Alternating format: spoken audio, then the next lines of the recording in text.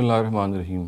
طلاق کا معاملہ ایک انتہائی حساس معاملہ ہے اور طلاق کے پروسیجر یا اس کے طریقہ کار سے عدم وافقیت کے نتیجے میں بعض دفعہ لوگ اپنے لیے بہت زحمت پیدا کر لیتے ہیں، اور چونکہ بعض لوگوں کا اکثر یہ خیال ہے کہ طلاق ہوتی ہی تب ہے جب 3 مرتبہ طلاق کہا جائے، اور اس کے وہ ریپرکشنز، اس کے نتائج سے وہ واقف نہیں ہوتے اور غصے میں آ کے یا بعض دفعہ نہ جانتے ہوئے کہہ بیٹھتے ہیں، تو اس کا پھر ایک بہت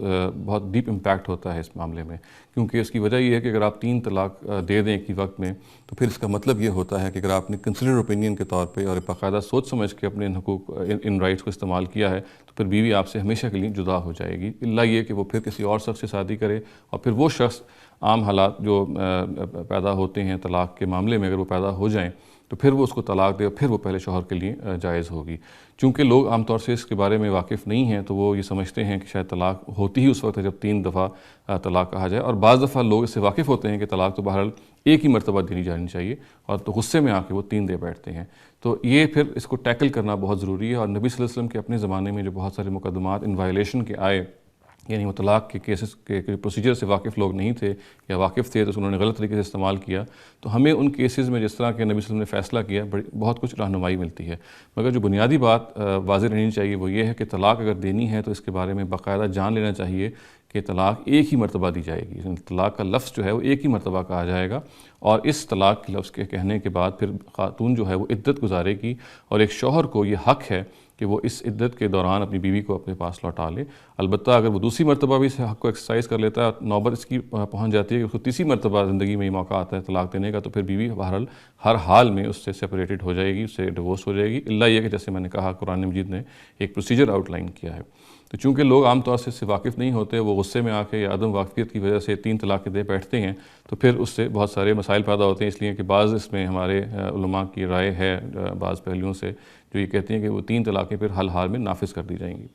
اس کے برعکس اگر ہم نبی صلی اللہ علیہ وسلم کے دور میں ان واقعات کا جائزہ لیتے ہیں تو یہ معلوم ہوتا ہے کہ غلط طریقے سے دی گئی طلاق کو 2 طریقے سے ٹیکل کیا جا سکتا ہے، اور میں اس میں شامل کر لوں گا خلفائے راشدین کے تعامل کو بھی، انہوں نے بھی اس کو جب اپنے سامنے رکھا تو اس کو جو حل کرنے کے پھر 2 ہیں جو بنیادی طور پر سولوشنز ہیں جو ہمارے سامنے آتے ہیں۔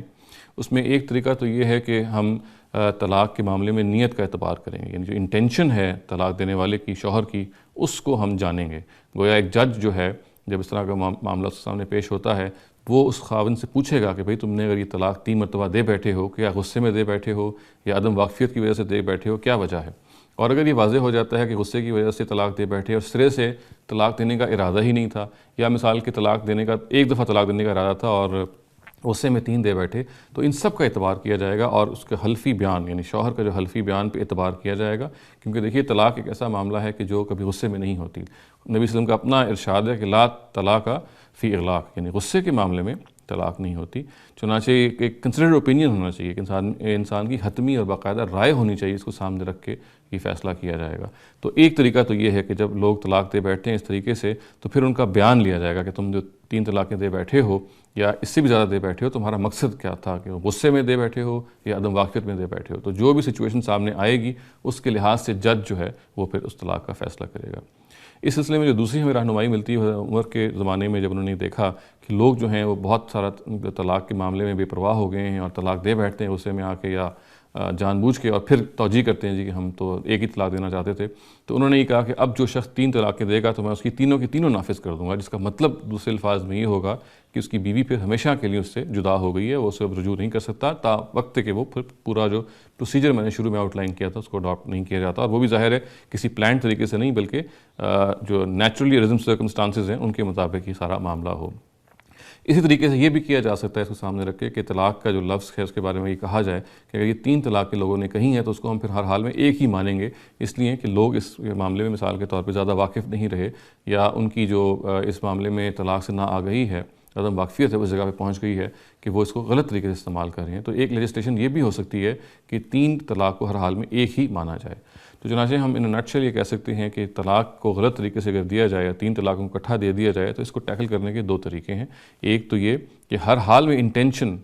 جو اس کی نیت ہے خاوند کی وہ معلوم کی جائے اور اس نیت کے مطابق ہی فیصلہ کیا جائے، اور دوسرا یہ کہ نیت کا اعتبار نہیں کیا جائے گا بلکہ اسٹیٹ ایک لا پاس کر دے گی، ایک لیجسلیشن کر دے گی، اور یہ لیجسلیشن بھی 2 طرح کی ہو سکتی ہیں۔ ایک تو یہ ہو سکتی ہے کہ 3 طلاقوں کو 3 ہی گردانا جائے، 3 ہی مانا جائے، اور دوسری ہو سکتی ہے کہ ان 3 کو پھر ایک ہی مانا جائے، اور جو بھی اس لحاظ سے لیجسلیشن ہوگی پھر معاملہ پھر جج اسی کے لحاظ سے کرے گا، اور اس معاملے میں پھر نیت کا پابند نہیں ہوگا۔ بہرحال ان دونوں میں سے جو بھی رستہ اختیار کیا جائے اس کو اختیار کیا جانا چاہیے، اور لوگوں کو اس بارے میں ایجوکیٹ کرنا چاہیے، اور خود بھی اس کی مہم چلانی چاہیے کہ اگر یہ نوبت خدا نخواستہ آ جائے کہ آپ کو بیوی کو طلاق دینی پڑ جائے تو پھر اس کا صحیح پروسیجر جان کر ہی یہ دی جائے، کیونکہ اگر غلط طریقے سے طلاق دی جاتی ہے تو بعض دفعہ پھر وہ بہت سارے مسائل کا باعث بنتی ہے۔